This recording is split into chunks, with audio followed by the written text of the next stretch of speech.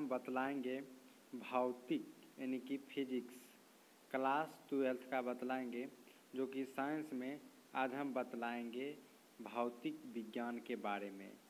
तो चलिए, यह सभी प्रश्न वस्तुनिष्ठ प्रश्न और उत्तर है। यह 1 नंबर का प्रश्न दिया जाएगा बोर्ड में, और इस बार 2021 के लिए बहुत ही VVI टाइप का प्रश्न है।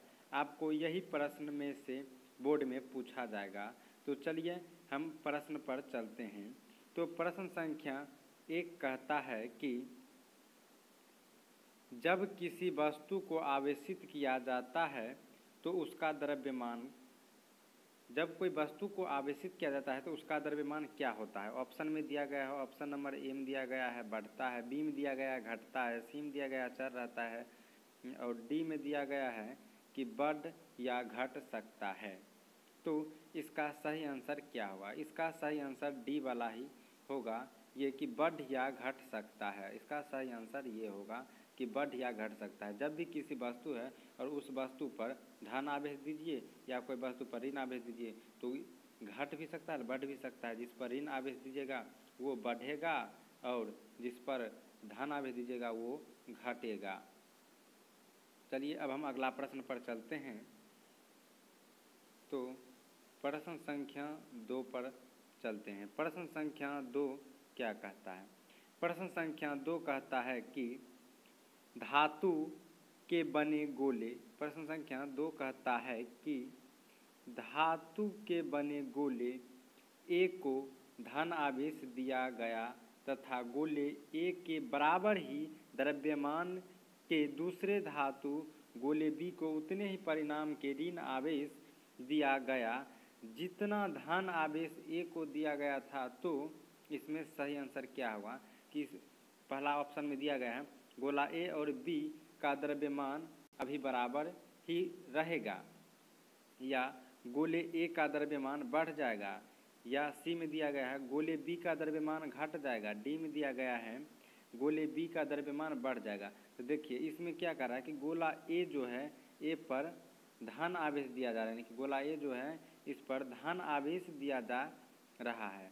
गोला जो ए बना है इस पर धन आवेश दिया जा रहा है, और यहाँ क्या कहता है कि बी जो है ये बी पर ऋण आवेश दिया जा रहा है उतने ही परिमाण में। तो हम क्या बतलाएं, जो कि धन आवेश वाला घटेगा, धन आवेश वाला घटेगा और ऋण आवेश वाला बढ़ेगा, ऋण आवेश वाला बढ़ेगा।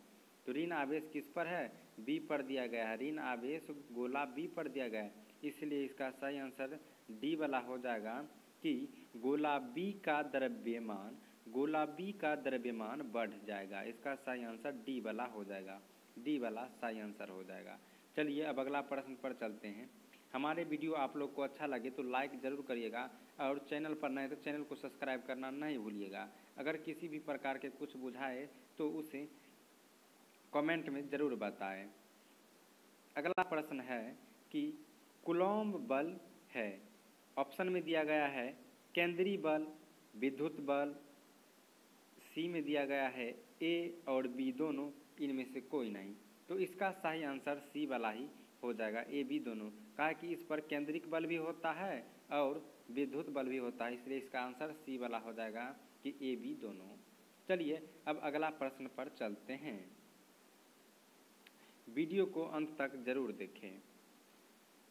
अगला प्रश्न कहता है यदि समरूप विद्युत क्षेत्र x अक्ष की दिशा में विद्यमान हो तो समविभव होगा। जब x अक्ष पर होगा तो उसका दिशा किस तरह होता है? देखिए ऐसे और ऐसे होता है, इसमें x होगा, इसमें y होगा और इसमें z होगा। जब ये x अक्ष पर विद्यमान होगा तो इसमें बचेगा क्या? बचेगा y और z। तो देखिए इस ऑप्शन में y z कहाँ दिया गया? y z option number C में दिया गया है, इसलिए ऑप्शन नंबर सी वाला सही आंसर हो जाएगा। y z तल की दिशा में ऑप्शन नंबर सी वाला सही आंसर हो जाएगा। चलिए अब अगला प्रश्न पर चलते हैं। प्रश्न संख्या 5। प्रश्न संख्या 5 कहता है कि विद्युत आवेश का क्वांटक SI मात्रक में होता है। तो इसका सही आंसर हो जाएगा ऑप्शन नंबर ए 4.78 गुने 10 का पावर -10। ऑप्शन नंबर ए सही ऑप्शन हो जाएगा, यानी कि आंसर सही होगा ऑप्शन नंबर ए। अब अगला प्रश्न पर चलते हैं। अगला प्रश्न कहता है कि स्थिर विद्युत क्षेत्र होता है। स्थिर विद्युत क्षेत्र क्या होता है? स्थिर विद्युत क्षेत्र ऑप्शन में दिया गया संरक्षी, असंरक्षी, कहीं संरक्षी कहीं असंरक्षी, इनमें से कोई नहीं। तो इसका सही आंसर हो जाएगा ए वाला, क्या है कि संरक्षी होता है विद्युत क्षेत्र, यानी कि स्थिर विद्युत क्षेत्र संरक्षी होता है। ऑप्शन नंबर ए सही आंसर हो जाएगा। चलिए अब चलते हैं अगला प्रश्न पर। अगला प्रश्न कहता है कि 1 कूलम्ब आवेश बराबर डैश डैश ESE होता है, डैश ESE होता है। तो इसमें 4 ऑप्शन दिया गया है, 3 गुने 10 के पावर 9, 9 गुने 10 के पावर 9, सी में दिया गया है 8.85 गुने 10 के पावर -12, इनमें से कोई नहीं। इसका सही आंसर ए वाला हो जाएगा। ऑप्शन नंबर ए सही आंसर हो जाएगा। 3 गुने 10 के पावर 9, 1 कूलम्ब आवेश बराबर 3 गुने 10 के पावर 9 ESE होगा। चलिए अब अगला आंसर क्वेश्चन पर चलते हैं। अगला प्रश्न कहता है कि एक आवेशित चालक की सतह के किसी बिंदु पर विद्युत क्षेत्र की तीव्रता, तो इसका तीव्रता क्या होता है? प्रश्न पूछता है कि एक आवेशित चालक के सतह के किसी बिंदु पर विद्युत क्षेत्र की तीव्रता क्या होता है? ऑप्शन नंबर ए में दिया गया है कि 0 होता है, बी में दिया गया है कि सतह के लंबवत होता है, और सी में दिया गया सतह से स्पर्श होता है, और डी में दिया गया है सतह पर 45 डिग्री पर होता है। चलिए इसका सही आंसर हम बतलाते हैं। इसका सही आंसर बी वाला हो जाएगा। इसका सही आंसर बी वाला हो जाएगा कि सतह के लंबवत होता है। ऑप्शन नंबर बी सही हो जाएगा। चलिए अब अगला प्रश्न पर चलते हैं। अगला प्रश्न कहता है कि साबुन के एक बुलबुले को जब आवेशित किया जाता है तो उसकी त्रिज्या क्या होती है? बढ़ती है, घटती है, अपरिवर्तित रहती है, शून्य होती है। इसका सही आंसर क्या हो जाएगा? तो इसका सही आंसर ए हो जाएगा कि इसका त्रिज्या बढ़ती है। ऑप्शन नंबर ए सही हो जाएगा। एक बार और क्वेश्चन को देखिए। क्वेश्चन कहता है साबुन के एक बुलबुले को जब आवेशित किया जाता है, यानी कि साबुन के बुलबुले पर जब आवेश दिया जाता है, या तो धन आवेश दे या ऋण आवेश दे, तो उसकी त्रिज्या क्या होगी? उसकी त्रिज्या बढ़ती है, याद रखिएगा। चलिए अब अगला प्रश्न पर चलते हैं। अगला प्रश्न कहता है कि मुक्त आकाश का परावैद्युतता होती है। मुक्त आकाश का परावैद्युतता होती है। तो इसमें भी 4 ऑप्शन दिया गया है। तो इसका सही आंसर हो जाएगा सी वाला, 8.85 गुने 10 के पावर -12 MF इन्वर्स में होगा। चलिए इसका आंसर सी वाला हो जाएगा। अब अगला प्रश्न पर चलते हैं। अगला प्रश्न कहता है कि विद्युत आवेश के बीच लगने वाला बल दिशा दिया जाता है, यानी कि विद्युत आवेश के बीच लगने वाला बल दिया जाता है। ऑप्शन नंबर ए में दिया गया है फेराडे के नियम, बी में दिया गया है कूलॉम्ब के नियम, सी में दिया गया है लॉपलास के नियम, और डी में दिया गया है गॉस के नियम।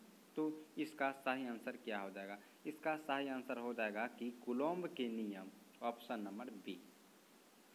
विद्युत आवेश के बीच लगने वाला बल को हम लोग कूलॉम्ब के नियम से जानते हैं। चलिए अब अगला प्रश्न पर चलते हैं।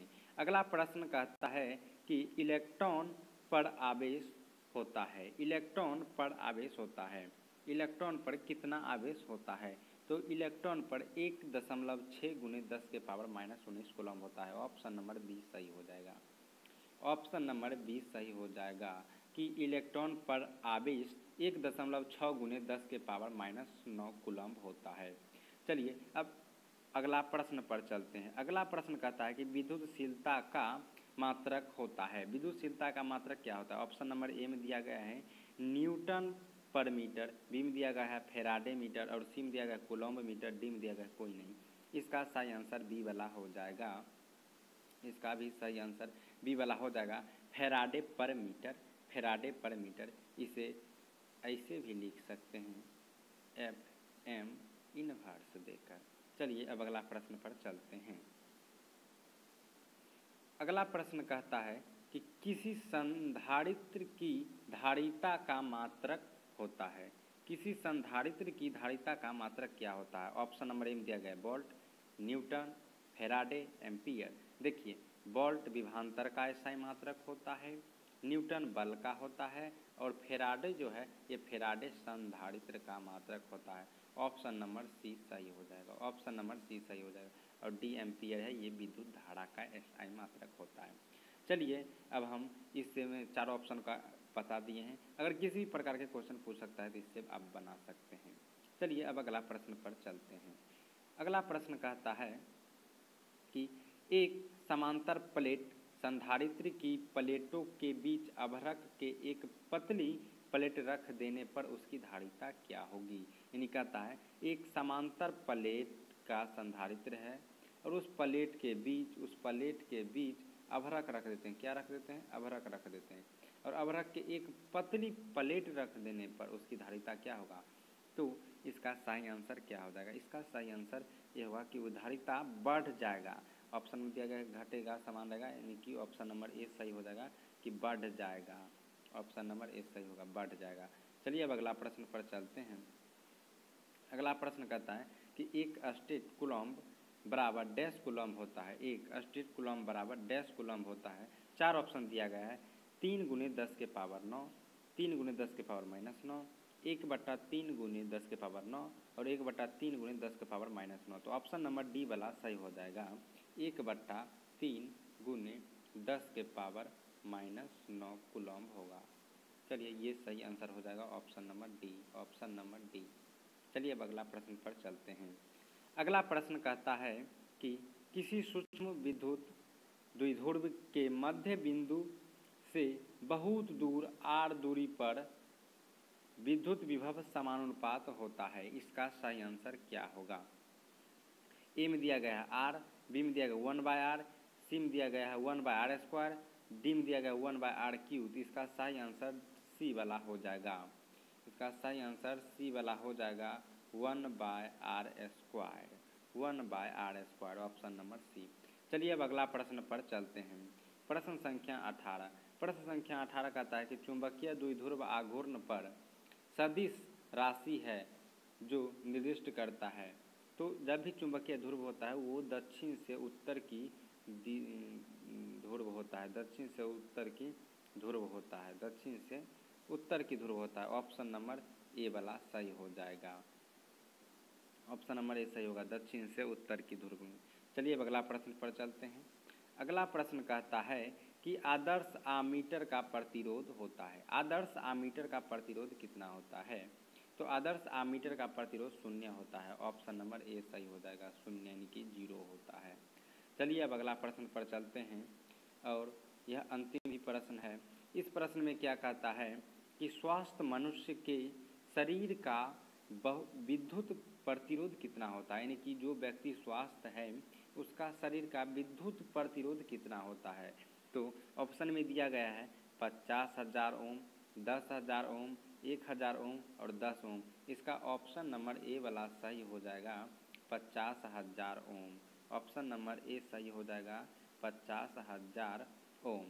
चलिए हमारे वीडियो आप लोगों को अच्छा लगा हो तो उसे लाइक ज़रूर करिएगा और चैनल पर नए हैं तो ये चैनल को सब्सक्राइब ज़रूर करिएगा, अंशवली कुमार क्लासेस को। चलिए और सब्सक्राइब करने के बाद बेल आइकन दिखाई पड़ेगा, उसको दबा दीजिएगा।